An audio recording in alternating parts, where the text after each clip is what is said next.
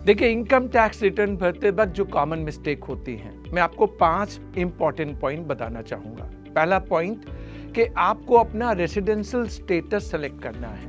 आप रेसिडेंट हैं या नॉन रेसिडेंट हैं। कई बार कई बच्चे इंडिया से बाहर चले जाते हैं और इंडिया से बाहर उनकी इनकम हो रही होती है, तो आपको ये देखना है आप रेसिडेंट हैं तभी सारी इनकम इंडिया में टैक्सेबल होगी।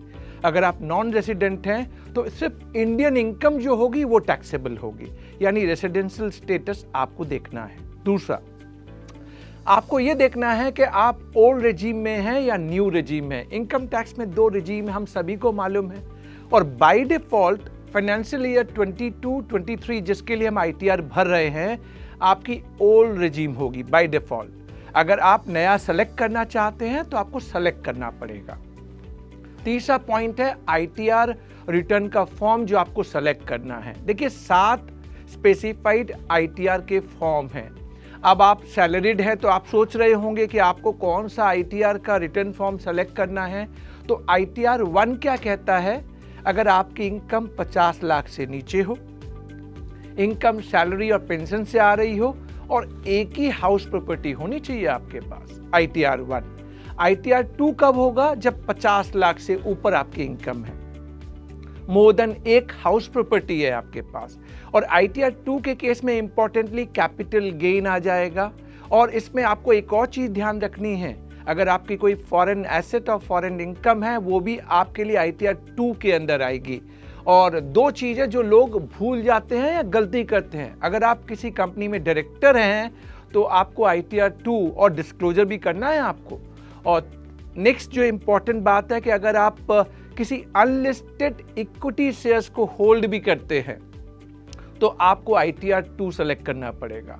ITR 3 क्या है? इंपॉर्टेंटली सारे पॉइंट होंगे, लेकिन इसमें बिजनेस एंड प्रोफेशन से इनकम आ जाती है। तो मैं सारे ITR डिस्कस नहीं कर रहा, बट आपको बता रहा हूं हमसे मिस्टेक कहां हो जाती है। तो यानी 7 ITR के फॉर्म हैं, आपको सेलेक्ट करना है कौन सा ITR का फॉर्म आपके लिए एप्लीकेबल होगा।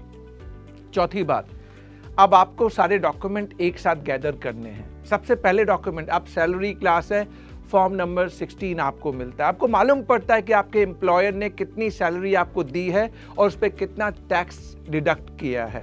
26AS जिसमें TDS और TCS जो आपके पैन नंबर पे कटा है उसकी सारी डिटेल्स आती है।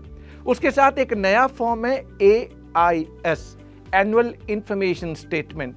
ये इसके अंदर और भी कई इंफॉर्मेशन, आपको किस बैंक से कितना इंटरेस्ट मिला, डिविडेंड आपको कहां से मिला, आप म्यूचुअल फंड में डील करते हैं, यानी जितनी भी रिपोर्टिंग है ना, बैंक से रिपोर्टिंग हो रही है और अदर सोर्सेस से रिपोर्टिंग हो रही है, वो आपके AIS में रिफ्लेक्ट करती है। यानी आपको बैठ के इन तीनों डॉक्यूमेंट को रिकंसाइल करना है। इसके साथ अपना बैंक स्टेटमेंट ले लीजिए।